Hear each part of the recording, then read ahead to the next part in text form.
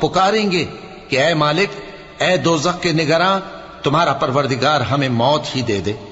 وہ کہے گا کہ تم ہمیشہ اسی حالت میں رہو گے، ہم تمہارے پاس حق لے کر پہنچے لیکن تم میں سے اکثر حق سے ناخوش ہوتے رہے۔ کیا انہوں نے کوئی بات ٹھہرا رکھی ہے؟ تو ہم بھی کچھ ٹھہرانے والے ہیں۔ کیا یہ لوگ یہ خیال کرتے ہیں کہ ہم ان کی پوشیدہ باتوں اور سرگوشیوں کو سنتے نہیں؟ کیوں نہیں، سب سنتے ہیں، اور ہمارے فرشتے ان کے پاس ان کی سب باتیں لکھ لیتے ہیں۔ کہہ دو کہ اگر رحمان کے لیے اولاد ہو تو میں سب سے پہلے اس کی عبادت کرنے والا ہوں۔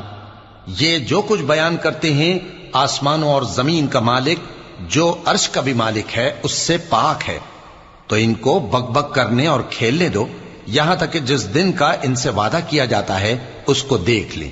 اور وہی آسمانوں میں بھی معبود ہے اور وہی زمین میں بھی معبود ہے، اور وہ حکمت والا ہے، علم والا ہے۔